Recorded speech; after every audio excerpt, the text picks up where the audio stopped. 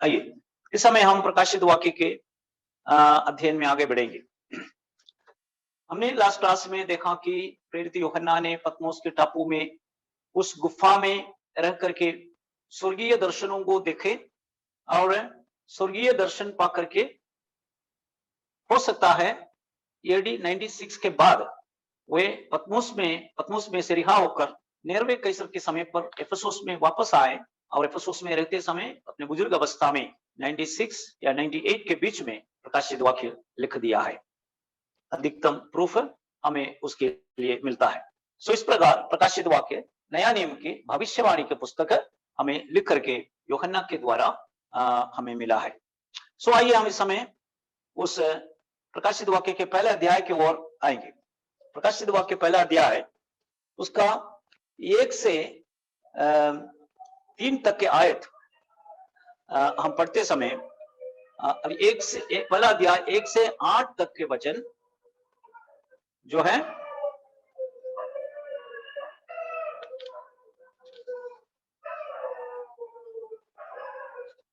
Excuse me,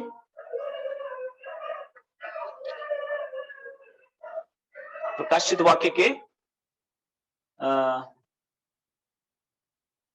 पहला अध्याय 1 से 8 तक के वचन हम पढ़ेंगे तो वहां पर हमें यह देखने को मिलता है कि इस पुस्तक के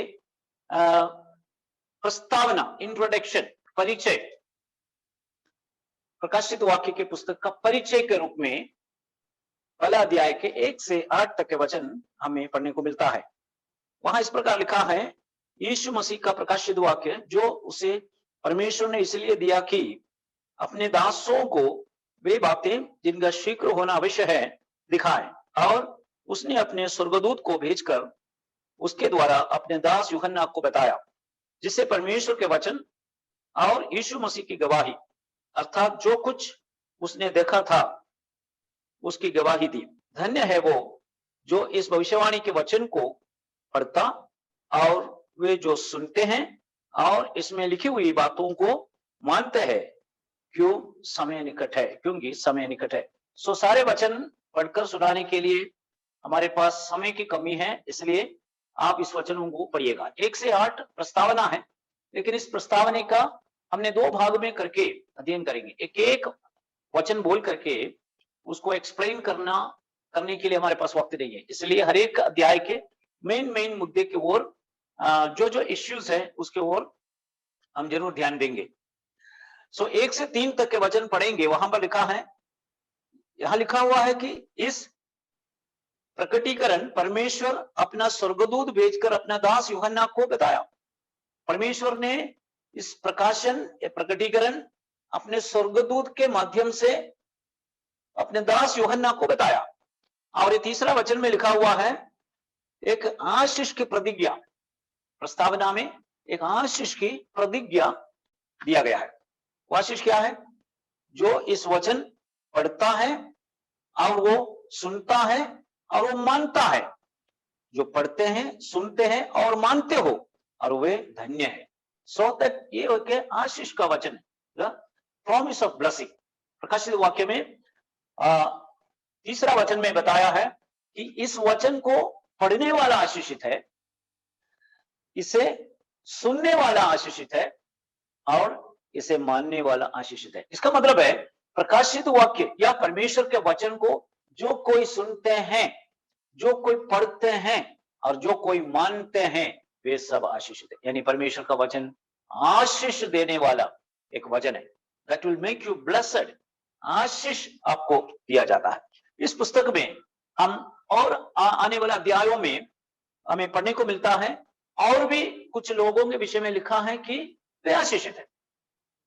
ओके, नंबर 1 वचन पढ़ने वाला, सुनने वाला और मानने वाले आशीषित है। पहला अध्याय तीसरा वचन 7 ब्लेस्ड लोगों के बारे में प्रकाशित वाक्य हमें बताता है। जस्ट आपके इंफॉर्मेशन के लिए मैं आपको बताता हूं। पहला वचन पढ़ना, सुनना, मानना, वो आशीषित है। पहला अध्याय तीसरा वचन। जब प्रकाशित वाक्य के 14 अध्याय उसका 13वां वचन हम पढ़ेंगे, वहां पर लिखा है, धन्य है वे मृतक जो प्रभु में मरते हैं। ओके, धन्य है वो मृतक जो प्रभु में मरते हैं। प्रभु में मरने वाला धन्य है। सो 7 धन्य लोगों के बारे में प्रकाशित वाक्य के अंदर में लिखा है। पढ़ने वाला, पढ़ना, जो सुनना और मानना, वो धन्य है। नंबर 2, धन्य है जो प्रभु में मरते हैं। प्रभु में मरते हैं। ओके, अगर कोई प्रभु में मर गया है, हमें निराशित होने की आवश्यकता नहीं है। प्रभु में जो कोई मरता है वो धन्य है। कैसा हम प्रभु में मरेंगे? प्रभु में मरना है तो प्रभु में जीना है। प्रभु में जीने वाला ही प्रभु में मर सकता है। ऐसा प्रभु में मरते हैं वो परमेश्वर के नजर में धन्य है करके 14 अध्याय 13वां वचन में लिखा है। और 16वां अध्याय उसका 15वां वचन में आप पढ़ेंगे तो वहां लिखा है, धन्य है वो जो जागते और अपने वस्त्र की चौकसी करते हैं। ओके, धन्य है लोग जो जागते हैं और अपने वस्त्र की चौकसी करते हैं। और जब 16वां अध्याय में आएंगे तो हम उसका डिटेल में जाएंगे। वस्त्र की चौकसी करने का मतलब है हमारे शरीर को पवित्रता में रखना। इस शरीर रूपी वस्त्र को कलंक होने नहीं देना, उसको बचा कर रखना, प्रभु के लिए पवित्रता में रखना। शरीर को पवित्रता में, शुद्धता में रखने वाला, पाप से, दुनिया की मलिनता से अलग होकर परमेश्वर के आत्मा यानी खून से धोया हुआ एक पवित्र जीवन, पवित्र शरीर आपके पास होना चाहिए। धन्य है वो अपने वस्त्र की चौकसी करते हैं। तीसरा धन्य व्यक्ति, चौथा धन्य व्यक्ति 19वां अध्याय उसका 9वां आयत में लिखा हुआ है। तो क्या है? धन्य है वे जो मेमने के विवाह के भोज में आमंत्रित है। मेमने का विवाह के भोज में आमंत्रित जो व्यक्ति, वो धन्य है। कौन है ये व्यक्ति?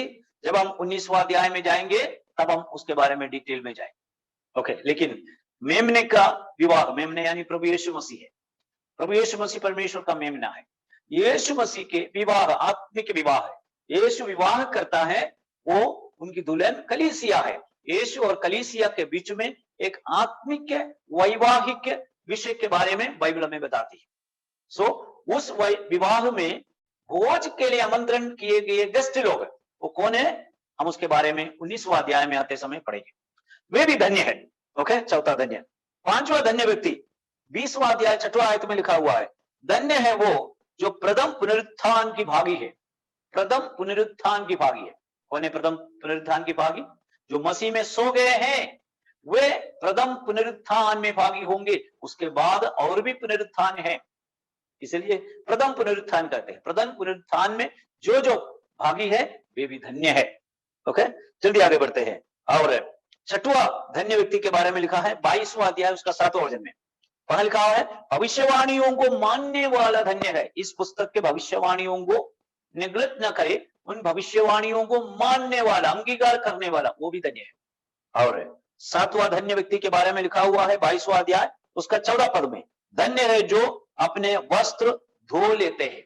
अपने वस्त्र धो लेते यानी अपने जीवन रूपी वस्त्र को मेमने के लोगों में धोने वाला धन्य है।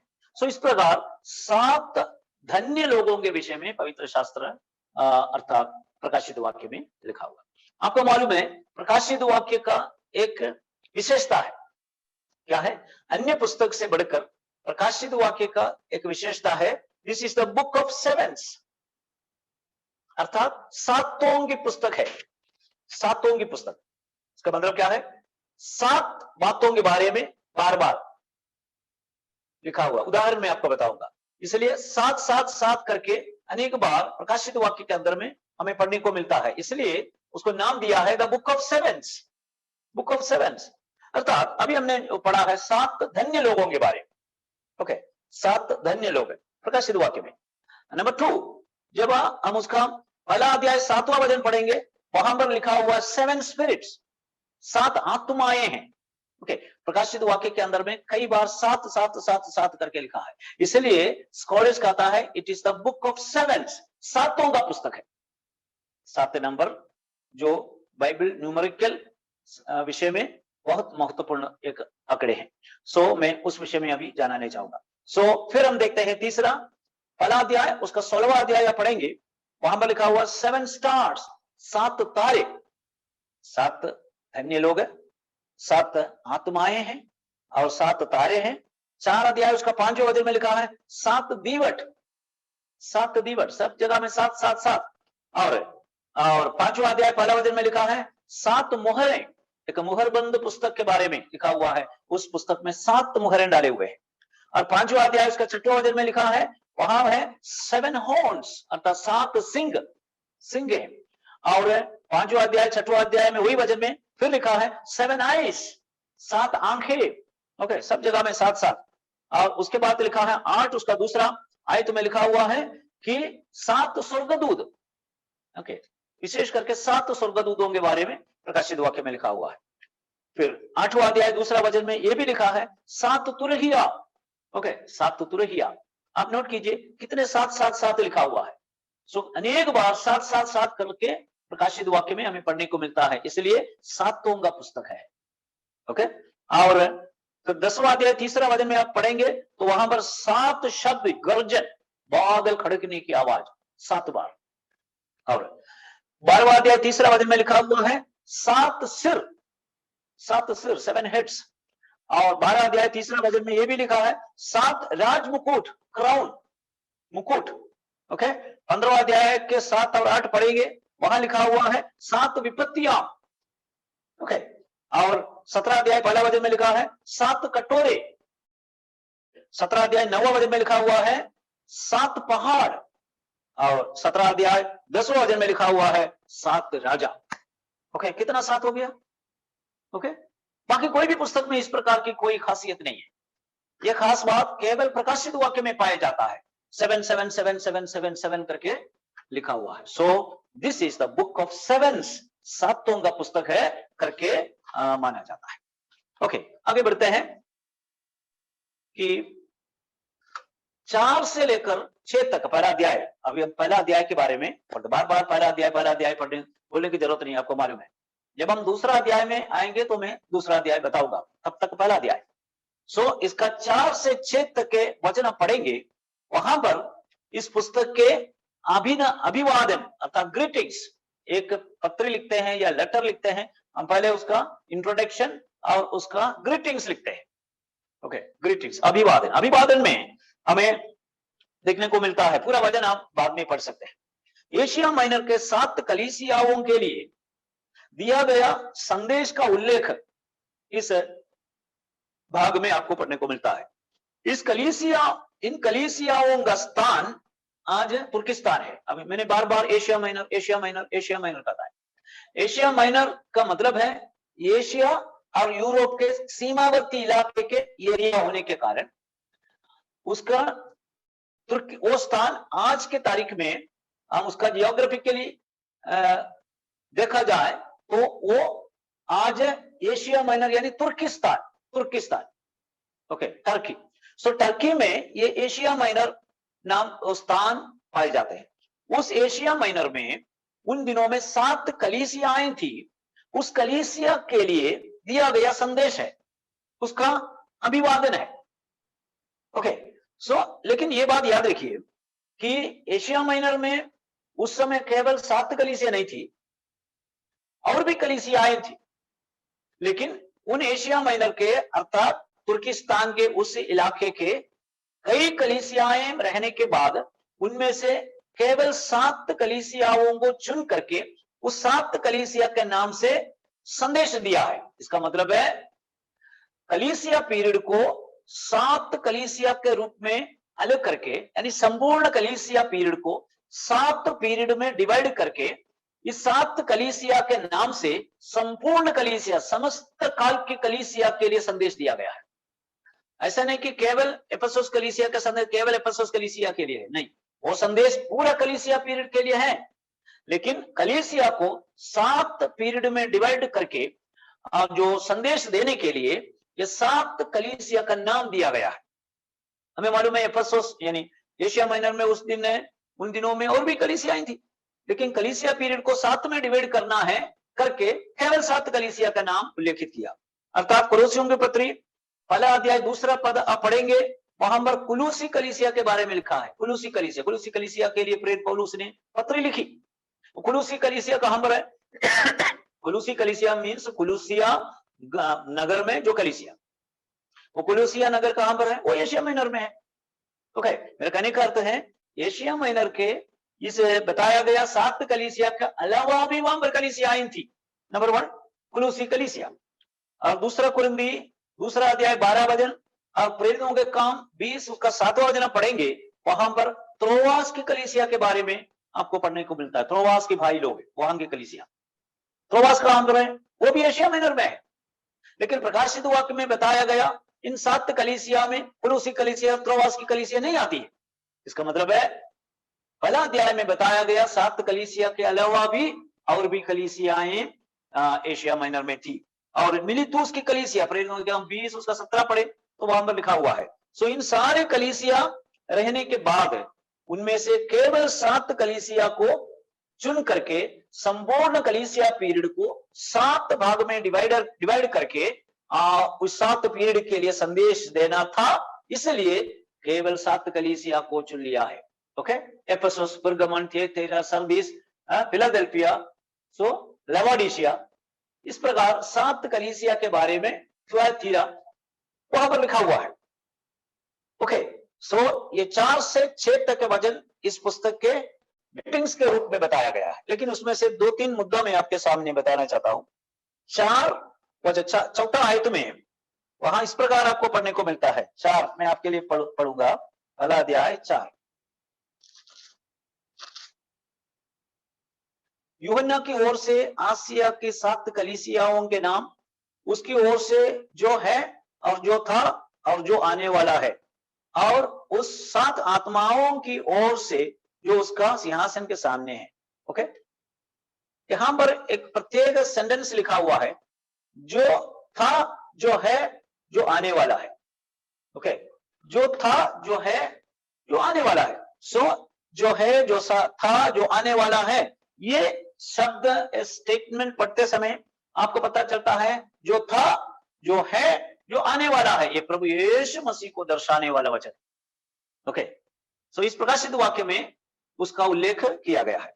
सो इब्रानियों की पत्री 13 अध्याय उसका 8वां वचन में यीशु मसीह के प्रति इस प्रकार लिखा है, यीशु मसीह कल, आज और युगानुयुग एक सा है। सो कल, आज, युगायुग, तो उसको प्रकाशित वाक्य वाला क्या बोलते हैं?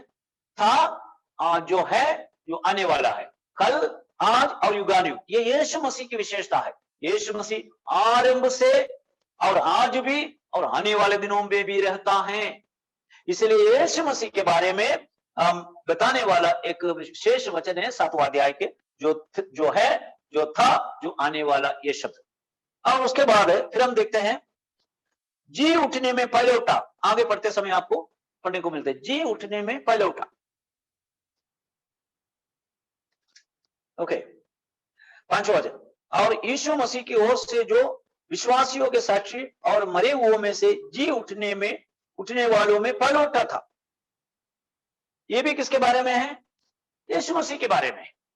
ओके, ये पूरा प्रकाशन यीशु मसीह से लेकर के आरंभ किया गया है। जो मृतकों में से जी उठने वालों में पहले उठा। पहले उठा का मतलब क्या है? जो पहला व्यक्ति। जितने लोग जी उठे उनमें पहला व्यक्ति कौन है? यीशु मसीह। तब आपको डाउट आता है कि यीशु मसीह के पहले भी अनेक लोग जी उठे हैं बाइबल में, तो फिर यीशु मसीह पहले उठा कैसा होगा, यानी प्रथम कैसा होगा? ये डाउट आपके दिल में आता है। आते कि नहीं आते? कईयों के दिमाग में आ चुका है। तो पुराना नियम में हम देखते हैं सरफात की विधवा के घर में एलिया गया और विधवा का बेटा मरा और एलिया ने उसको जिलाया। ओके, सो उसी प्रकार शूनेमी के बेटा मरा और एलिशा नबी ने उसे जिलाया। और एलिशा के आमीन जो कब्र में जो एक व्यक्ति गिर पड़ा और वो जिंदा हो गया। सो पुराना नियम में कई लोग मृत्यु में से जी उठा। अभी नया नियम में आएंगे। नए नियम में जो लासर मरा वो भी जी उठा। नईन नगर की विधवा की बेटा मरा, उसको यीशु जिलाया, जी उठा। याईर की बेटी मरी और यीशु ने उनको जिलाया और जी उठा। फिर पौलुस ने जो एक व्यक्ति जो तीसरी मंजिल पर से गिरकर मरा, यूतिकस, और उसे प्रेरित पौलुस ने प्रार्थना करके जिलाया। तो इसका मतलब है अनेक लोग जी उठा, लेकिन यीशु के पहले भी अनेक लोग जी उठा, यीशु के बाद भी जी उठा। ओके, सो ऐसा है। तो यीशु पहले उठा कैसा? मृतकों में से जी उठने वालों में पहले उठा यीशु कैसा होता है? मतलब है कि जितने लोग जो जी उठा या उनको जिलाया गया, आपको मालूम है वो सब फिर से मर गया है। वो सब फिर से मर गया है। लेकिन यीशु मसीह जो जी उठा है वो दोबारा नहीं मर सकता है। कारण क्या है? पुनरुत्थान के शरीर के साथ यीशु जी उठा है। यीशु के पहले जितने लोग जी उठा है वो सब पुनरुत्थान के शरीर के साथ जी नहीं उठे हैं, वो सब इस सांसारिक शरीर में, पार्थिव शरीर में जी उठे हैं। इस कारण वे फिर से मर गया है। लेकिन यीशु मसीह जी उठा है वो पुनरुत्थान के शरीर के साथ, द रिसरेक्टेड बॉडी, स्वर्गीय शरीर, तेजोमय शरीर, आत्मिक शरीर, अविनाशी शरीर, ग्लोरियस बॉडी। इस प्रकार वो शरीर के बारे में बाइबल में लिखा हुआ है, वो तेजोमय शरीर है, वो पुनरुत्थान की शरीर है। वो पुनरुत्थान के शरीर में कोई जी उठा है तो फिर उनको मृत्यु नहीं है। सो पुनरुत्थान के शरीर के साथ जी उठने वालों में नंबर 1 या प्रथम स्थान प्रभु यीशु मसीह का है। यीशु मसीह के पहले कोई ऐसा पुनरुत्थान के शरीर के साथ जी नहीं उठा। जो कोई जी उठा है पार्थिव शरीर के साथ, इसलिए उनको दोबारा मरना पड़ा। सो इसलिए जो मृतकों में से पहलौटा यीशु मसीह है, हमें डाउट नहीं होना चाहिए। पहलौटा ऐसा है, पुनरुत्थान के शरीरधारी होकर के सर्वप्रथम जी उठने वाला व्यक्ति यीशु मसीह है। ओके, आशा करता हूं आपको समझ में आया। और 6वां आयत में लिखा हुआ है कि हमें एक राज्य और परमेश्वर का याजक बनाया गया है। कलीसिया के बारे में अभी 2-3 प्रकाशन यीशु मसीह के बारे में था, लेकिन ये 6वां आयत जो है कलीसिया के बारे में, कलीसिया के लोगों को परमेश्वर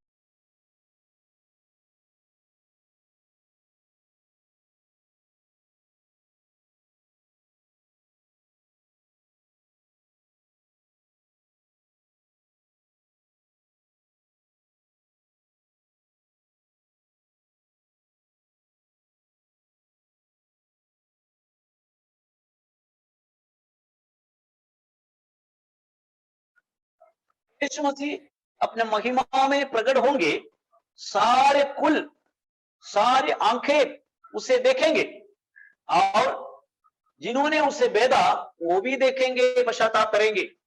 सो अर्थात ये 8वां वचन जो है यीशु मसीह के पुनरागमन की द्वितीय पहलू को बताते हैं। मैं एक और बार रिपीट करता हूं, यीशु मसीह का द्वितीय आगमन में, दूसरे आगमन में 2 पहलू है, 2 फेसेस। उसमें दूसरी पहलू की घोषणा पहले अध्याय में बताया गया है। ओके, याद रखिए, दूसरे आगमन की दूसरी पहलू अर्थात यीशु मसीह जैतून पर्वत पर उतर आएंगे, उस आगमन के बारे में 7वां वचन में, पहला अध्याय में लिखा हुआ है। लेकिन 22वां अध्याय में अर्थात प्रकाशित वाक्य के आखिरी अध्याय में 3 बार प्रभु यीशु मसीह कहता है मैं शीघ्र आने वाला हूं। सो मैं शीघ्र आने वाला हूं, वो आगमन यीशु मसीह के पुनरागमन के पहला पहलू है। ओके, यीशु मसीह के पुनरागमन में 2 पहलू है। एक पहला पहलू, यीशु मसीह मध्याकाश में आएंगे और उस आगमन को हम रहस्यमय आगमन कहते हैं, क्योंकि मध्याकाश में आगमन में दुनिया में कोई उनको देख नहीं सकेंगे, क्योंकि वो मध्याकाश में, पृथ्वी में नहीं आ रहे। और दुनिया के जो विश्वासी रूपांतरित हो जाएंगे और मसीह में सोए हुए जी उठेंगे, ये दोनों उठा लिया जाएगा, मध्याकाश में प्रभु से मिलेंगे, प्रभु उनको स्वर्ग ले जाएंगे। वो है दूसरा आगमन के पहला पहलू, फर्स्ट फेज। लेकिन दूसरा आगमन के दूसरा पहलू, यानी यीशु मसीह के आगमन के जो दूसरा आगमन के दूसरा पहलू, यीशु जैतून पर्वत में उतर आए।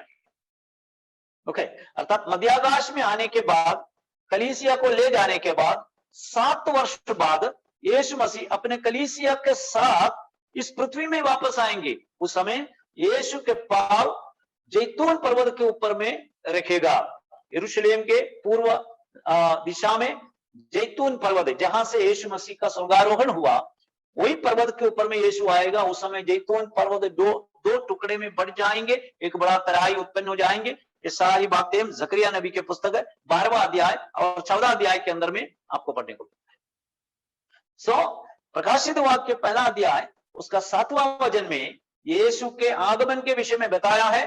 वो मध्याकाश के आगमन नहीं, अर्थात कलीसिया के लिए जो आगमन वो नहीं है, फिर कलीसिया के साथ पृथ्वी में जो आएगा, जैतून पर्वत पर पैर रखेगा, वही आगमन के विषय में बताया है। इतना याद रखिए, पहला अध्याय में दोबारा आगमन की दूसरे पहलू बताया, लेकिन 22वां अध्याय में दोबारा आगमन की पहला पहलू बताया है।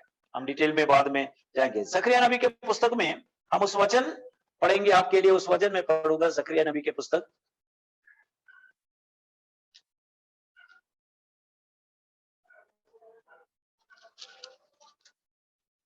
जकरिया नबी के पुस्तक उसका 12 अध्याय उसका 10वां आयत में इस प्रकार लिखा है, मैं दाऊद के घराने और यरूशलेम के विश्वासियों पर अपना अनुग्रह करने वाली और प्रार्थना सिखाने वाली आत्मा उंडेलूंगा, तब वे मुझे ताकेंगे, अर्थात जिसे उन्होंने भेदा है, और उसके लिए ऐसा रोएंगे जैसे एकलौते पुत्र के लिए रोते पीटते हैं। ओके, सो यहां पर 12 अध्याय 10वां आयत में लिखा हुआ है, यीशु मसीह के और पृथ्वी पर आगमन में एक बहुत बड़ा रोना होगा। यहूदी लोग छाती पीट कर रोएंगे। और उसका 14 अध्याय 4 आयत में इस प्रकार लिखा हुआ है, जकरिया नबी 14 अध्याय उसका 4वां वचन में, उस दिन वो जैतून के पर्वत पर पांव रखेगा जो पूर्व के ओर यरूशलेम के सामने है। तब जैतून का पर्वत पूर्व से लेकर पश्चिम तक बीचों बीच से फटकर बहुत बड़ा गड्ढा हो जाएगा। ओके, सो ये दोनों आयत यीशु मसीह के पुनरागमन की दूसरी पहलू को दर्शाता है, जो जैतून पर्वत के ऊपर में पैर रखेगा। और वो दूसरी पहलू के बारे में जो प्रेरित यूहन्ना ने पहला अध्याय में लिख दिया है। प्रकाशित वाक्य के कुछ कुछ घटना जो है वो ऑर्डर वाइज नहीं है, आगे पीछे हो गया है। ओके, सो और हम आगे बढ़ेंगे।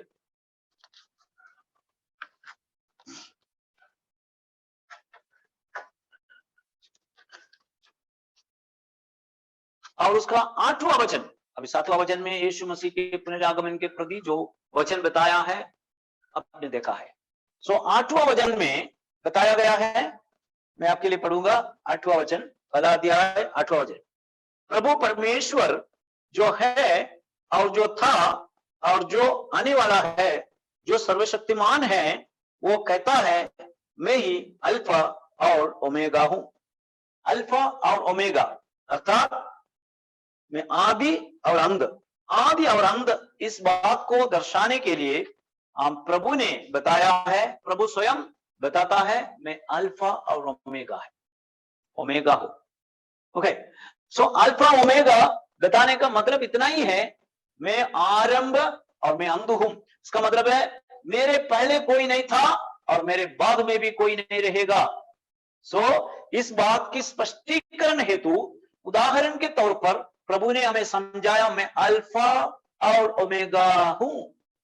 अल्फा ओमेगा इसलिए बोला है कि यूनानी भाषा में नया नियम लिखा गया है या प्रकाशित वाक्य लिखा गया है, इसलिए यूनानी वर्णमाले के पहला अक्षर अर्थात अल्फा और दूसरा अक्षर अर्थात ओमेगा। सो अल्फा पहला अक्षर, ओमेगा अंतिम अक्षर, जैसे कि इंग्लिश में ये पहला अक्षर और जेड जो आखिरी अक्षर। सो इस प्रकार अल्फा और ओमेगा, इसका मतलब है आदि से अंत तक रहने वाला मैं ही हूं, यीशु मसीह के आमीन पूर्व अस्तित्व से लेकर के आमीन अनंत काल तक रहने वाला यीशु मसीह के अस्तित्व को दर्शाने वाला एक महत्वपूर्ण वचन है यीशु मसीह हम पर प्रकट किया है, मैं अल्फा और ओमेगा। इसका मतलब है हमारे प्रभु यीशु मसीह कितना पुराना है, कब से है यीशु मसीह, कब तक रहेगा यीशु मसीह, अल्फा ओमेगा, आदि और अंत, the first and the last. Okay, कई लोग बोलते हैं यीशु मसीह जो अभी अभी आया हुआ एक ईश्वर है या एक व्यक्ति है। कितना, लगभग 2000 साल बीत गया है यीशु इस जगत में आकर। ओके, 2000 साल पूर्व इस जगत में आया हुआ एक व्यक्ति यीशु मसीह।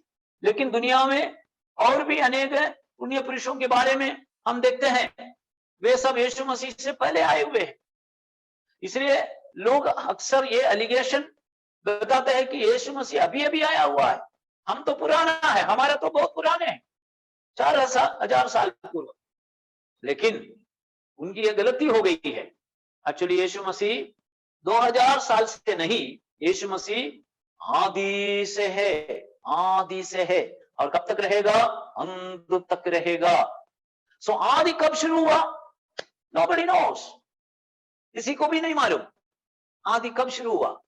सो जब आदि शुरू हुआ, काल शुरू हुआ, तब यीशु मसीह था।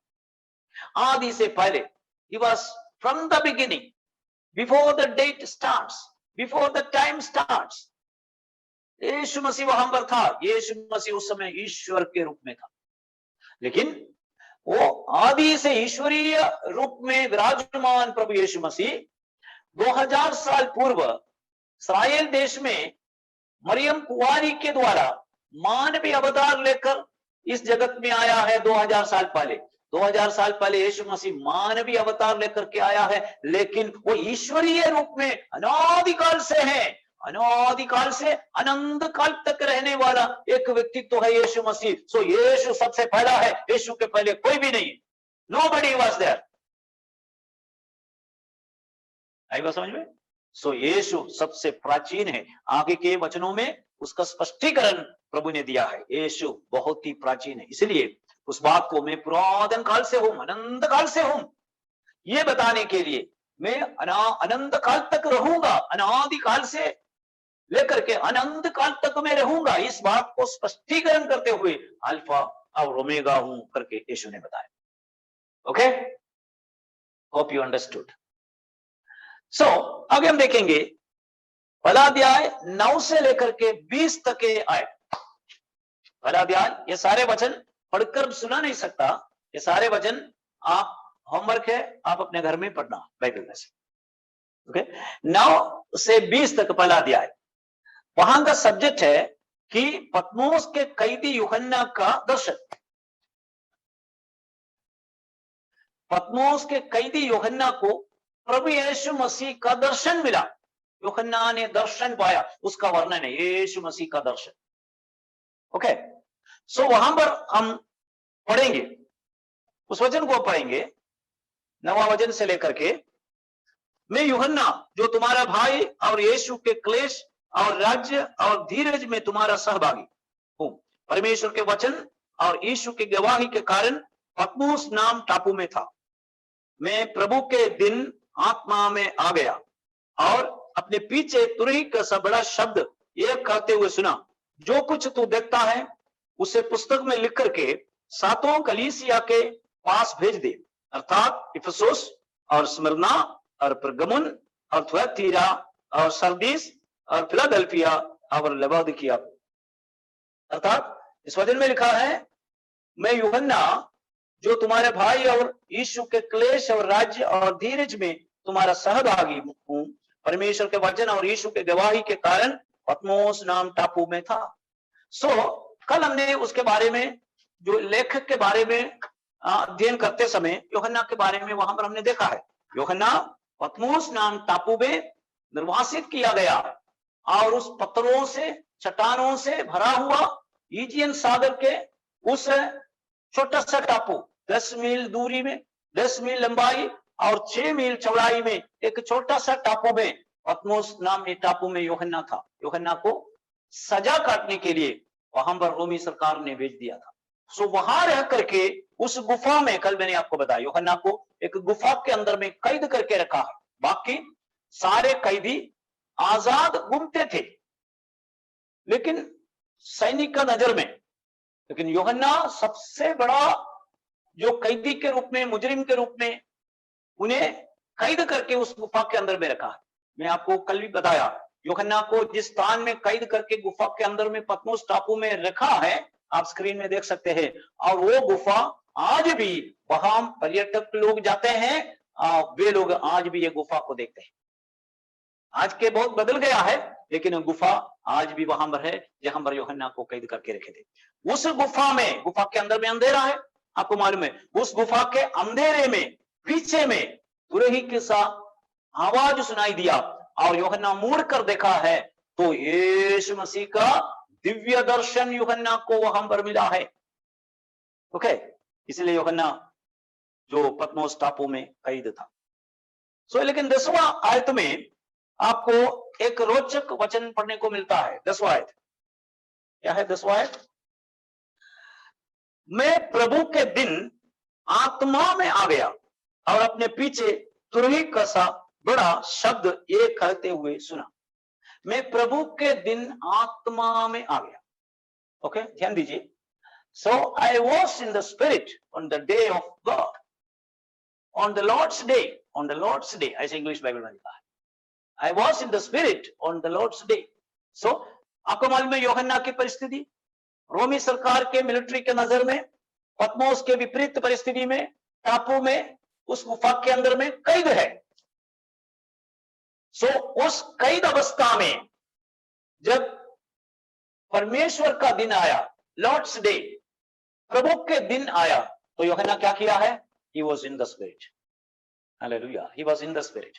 सो यूहन्ना हमें दर्शाता है, चाहे जो भी परिस्थिति में हम हो, लेकिन on the day of the Lord या ऑन द लॉर्ड्स डे हमें क्या करना है? इन द स्पिरिट, मतलब है आत्मा में होकर परमेश्वर की आराधना करना है। लॉर्ड्स डे, परमेश्वर का दिन, प्रभु का दिन। ओके, प्रभु का दिन क्या करना है? आराधना करना है। कैसे आराधना करना है? आराधना करने वाले आत्मा और सच्चाई से आराधना। आपको मालूम है, एफेसुस नगर में कलीसिया के पासवान और अध्यक्ष के रूप में यूहन्ना जो सेवा करते थे, वहां पर प्रभु के दिन अर्थात आराधना के दिन वो आत्मा में होकर आराधना करते थे। उनके शिष्य लोग थे, विश्वासीगण थे, कलीसिया थे, बहुत सारे लोग थे, वे मिलकर के आराधना करते थे। लेकिन अब यूहन्ना पतमोस टापू में अकेले में है, वहां पर उनके साथ आराधना करने के लिए कोई नहीं है, ताली बजाकर आराधना करने के लिए मदद करने वाला कोई नहीं है। अगर कोई मिला तो मुजरिम मिलेगा, नहीं तो रोमन सैनिक मिलेगा, ये कोई आराधना नहीं करने वाला। यूहन्ना अकेला है। या अकेला रहते समय प्रभु के दिन हम आराधना छोड़ देंगे? नहीं, आप अकेले हो, आप गुफा में हो या कैद हो, जेल खाने में हो, वेरेवर यू में भी, लेकिन प्रभु के दिन आत्मा में आराधना करना चाहिए करके यूहन्ना इस वचन के द्वारा हमें समझाता है। सो यहां पर एक बात आपको मैं बताना चाहता हूं, प्रभु के दिन जो यहां बताया गया है वो सप्ताह के पहला दिन अर्थात आराधना के दिन है, संडे के दिन है। ओके, सो बाइबल में प्रभु का दिन, प्रभु के दिन के बारे में हम पढ़ते समय दो स्टेटमेंट बाइबल में आपको पढ़ने को मिलता है। सो यहां पर प्रकाशित हुआ के पहला अध्याय 10वां आयत में प्रभु के दिन के लिए इंग्लिश शब्द में लॉर्ड्स डे करके लिखा हुआ है, लेकिन प्रभु के दिन करके अन्य पुस्तकों में आपको पढ़ने को मिलता है, खास करके जोएल नबी के पुस्तक 2 अध्याय पहला 2 आयत में वहां per day of the Lord करके प्रभु के दिन को बताया गया है। आपको मालूम है लॉर्ड्स डे और डे ऑफ द लॉर्ड ये दोनों अर्थों में बराबर है, दोनों को अर्थ प्रभु का दिन। ओके, लेकिन इंग्लिश बाइबल में ये अलग अलग रीति से बताने के पीछे तात्पर्य है, लॉर्ड्स डे यानी प्रभु का दिन, लॉर्ड्स डे यानी द डे ऑफ वर्शिप अर्थात first day of the week, Sunday. So first day of the week यानी सप्ताह के पहला दिन संडे, वो संडे आराधना के दिन है, हमें मालूम। सो उसके लिए बाइबल में लॉर्ड्स डे प्रभु का दिन, इसका मतलब है प्रभु का दिन सप्ताह के पहले दिन और प्रभु का दिन आराधना के दिन है। इसलिए यूहन्ना पतमोस के कैद यूहन्ना उस गुफा के अंदर में बैठ करके प्रभु का दिन आए अर्थात इतवार आए, आमीन, संडे आए, सप्ताह के पहले दिन आए, तो यूहन्ना आत्मा में परमेश्वर की स्तुति महिमा करने लगा। He was in the spirit। इस वचन को पढ़ते समय मैं आपसे सवाल करना चाहता हूं, क्या आप प्रभु का दिन आत्मा में आ सकता है? प्रभु का दिन आत्मा में होकर परमेश्वर की आराधना कर सकता है? सो प्रभु का दिन यानी इतवार के दिन। लेकिन the day of the lord Joel नबी के पुस्तक में और अन्य आयतों में भी आपको पढ़ने को मिलता है। डे ऑफ द लॉर्ड यानी वहां परमेश्वर के क्रोध के दिन को दर्शाता है। वो दिन बहुत ही अंधकारमय दिन है, वो दिन बहुत डरावना दिन है, वो दिन रोने का दिन है। इसका मतलब है परमेश्वर के क्रोध के समय के टाइम पीरियड उसको वचन कहता है day of the Lord. Day of the Lord shows the wrath of God, परमेश्वर के क्रोध का दिन को, उस पीरियड को, एक दिन को नहीं, उस पीरियड को बाइबल कहता है day of the Lord. Day of the Lord is very terrible and very dark. उस दिन रोना होगा, पीड़ा होगा, विपत्ति होगी, और इस प्रकार का भयानक परमेश्वर का क्रोध या मेमने का क्रोध प्रकट होने का समय है। उसको बाइबल कहता है डे ऑफ द लॉर्ड, परमेश्वर का दिन, प्रभु का दिन। लेकिन लॉर्ड्स डे यानी सप्ताह के पहला दिन, अर्थात आराधना के दिन। ओके, आराधना के दिन क्या करना चाहिए? सप्ताह के पहले दिन आराधना करना चाहिए। उसके लिए बाइबल कहता है जो Lord's day, John was in the Spirit. Okay, so इसी प्रकार आराधना करने का दिन है। लेकिन हमको मालूम है सप्ताह के पहला दिन, तो सप्ताह के पहला दिन यानी कौन सा दिन है? उसको हम इतवार करते हैं, रविवार कहते हैं। आपको मालूम है ये सारे दिन का नाम अन्य जाति पृष्ठभूमि से आता है, अन्य जाति देवी देवता से जुड़ा हुआ नाम है, लेकिन वो दिन आराधना के लिए अलग किया हुआ है।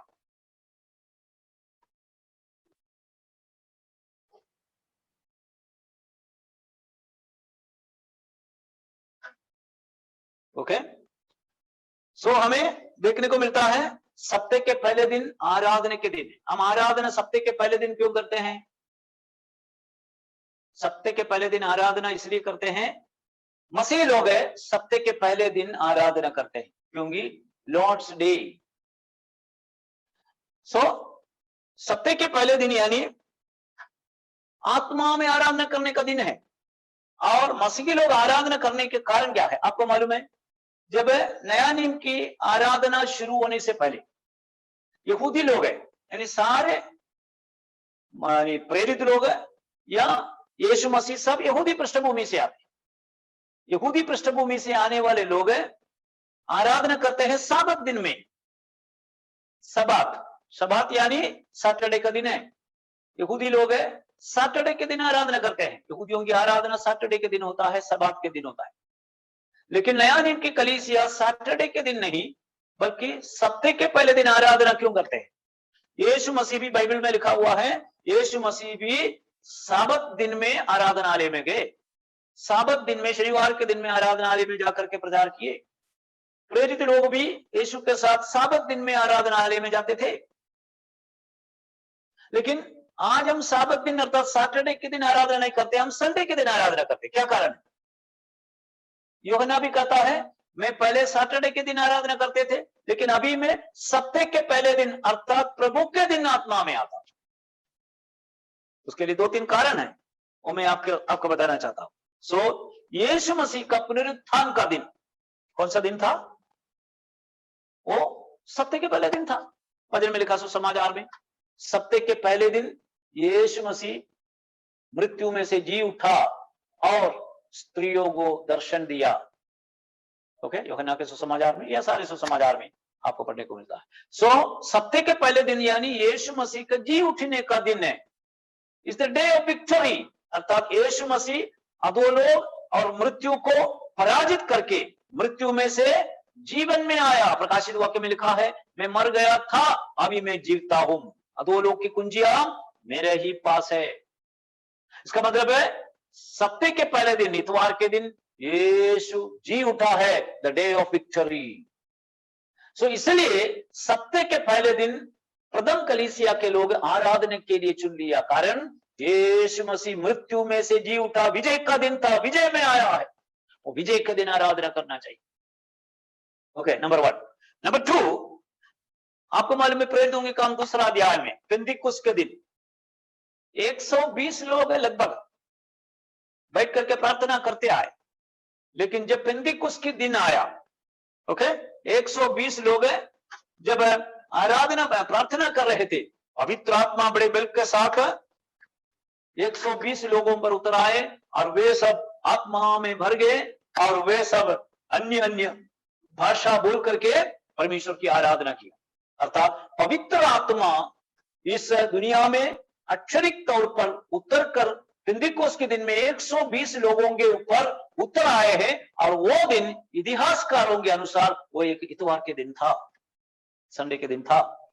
ओके, संत आइरेनियस 167 178 एडी में कलीसिया के विद्वान थे, जिन्होंने कहा है पेंतिकोस्त की घटना सप्ताह का पहला दिन हुआ है, इसलिए पहली कलीसिया के लोग उस दिन जो रोटी तोड़ने के लिए इकट्ठा होती थी। कौन? चर्च फादर आइरेनियस कहता है।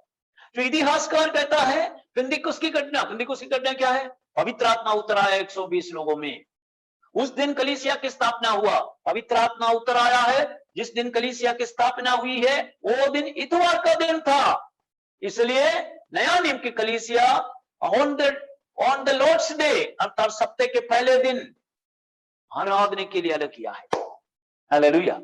सो आज का क्लास की मैं समाप्ति की ओर जा रहा हूं। सो इस कारण ये दो आमीन जो महत्वपूर्ण सबूत के कारण नया नियम के लोग कलीसिया प्रभु के दिन अर्थात सप्ताह के पहले दिन अर्थात रविवार को वे आराधना के लिए इकट्ठे होते थे। और बाद में हम ये भी देखते हैं परमेश्वर पहला दिन उजियाला बनाया, उजियाला प्रकाश पहला दिन बनाया, इसलिए पहला दिन प्रकाशमय ज्योतिर्मय हमें दिन है, और वही दिन आराधना के लिए उन्होंने अलग किया। विजय का दिन यीशु मसीह जी उठा, पवित्र आत्मा उतराया, आमीन, और उजियाला बनाया गया है पहला दिन। ये तीन वैलिड रीजन के कारण नया नियम के कलीसिया सप्ताह के पहले दिन आराधना की। लेकिन हमें मालूम है कि रोम के कैसर कॉन्स्टेंटाइन, ओके, रोम के कैसर, रोम के राजाओं को कैसर बोलते हैं। तो रोम को एक ऐसा कैसर बना, कैसर मिला, उसका नाम है कॉन्स्टेंटाइन। कॉन्स्टेंटाइन की विशेषता यह है कि मसीही मार्ग अपनाया, मसीही धर्म अपनाया, हम कह सकते हैं। तब तक के सारे कैसर लोग अन्य जाति लोग थे, वे लोग मसीह विरोधी थे, अधिकतम लोग। कैसर लोग मसीही लोगों को जो सताते थे, दे परसिक्यूटेड क्रिश्चियंस। लेकिन उनमें से हटकर कॉन्स्टेंटाइन जो जब राजा बना, रोम का राजा बना, उन्होंने क्या किया? एडी 321 में जब राजा क्रिश्चियन बनने के बाद 321 में उन्होंने एक घोषणा किया है, और वो घोषणा के अनुसार जो सप्ताह के पहले दिन मसीही लोगों की आराधना के दिन होने के कारण उस दिन को छुट्टी घोषणा किया है, उस दिन को छुट्टी घोषणा किया है। So it's not a working day. So कारण क्या है? कॉन्स्टेंटाइन क्रिश्चियन बन गया राजा, राजा स्वयं क्रिश्चियन बनने के बाद क्रिश्चियन लोगों की आराधना दिन को आमीन फ्री कर दिया, छुट्टी दे दिया, ताकि आज भी हम देखते हैं कि क्रिश्चियन लोग, आज भी हम देखते हैं इतवार के दिन सप्ताह की छुट्टी का दिन है। ये छुट्टी किस लिए दिया गया है? सर्वप्रथम कॉन्स्टेंटाइन ने इतवार के दिन छुट्टी घोषणा किया है, पब्लिक हॉलिडे घोषणा किया है। कारण क्या है? कॉन्स्टेंटाइन मसीही लोगों की आराधना के लिए, आराधना दिन होने के कारण वो दिन छुट्टी डिक्लेयर कर दिया। उसके बाद जब रोमन चर्च अस्तित्व में आया 364 में, रोमन चर्च भी आराधना के लिए रविवार के दिन को छुट्टी, रविवार के दिन आराधना दिन करके उन्होंने भी घोषणा किया। लेकिन कई लोग समझ के रखा है रोमन चर्च रविवार को घोषणा, आराधना के दिन घोषणा करने के कारण आज हम रविवार को आराधना करते हैं। कई लोग सोचते कॉन्स्टेंटाइन राजा ने 321 में जो रविवार के दिन छुट्टी डिक्लेयर किया, इसलिए हम रविवार के दिन आराधना करते हैं। नहीं प्रियो, कॉन्स्टेंटाइन डिक्लेयर करे या ना करे, आरसी चर्च डिक्लेयर करे या ना करे, लेकिन पहली शताब्दी से लेकर के आमीन हम देखते हैं इतवार के दिन प्रथम कलीसिया के लोग आराधना के लिए इकट्ठे होते थे। वे इकट्ठे होकर के रोटी तोड़ते थे, आराधना करते थे। प्रेरितों के काम 20वां अध्याय उसका 7वां आयत में हमें पढ़ने को मिलता है, प्रेरित पौलुस आमीन इतवार के दिन आमीन आराधना के लिए इकट्ठा होकर के लोगों को रोटी तोड़ कर देते थे।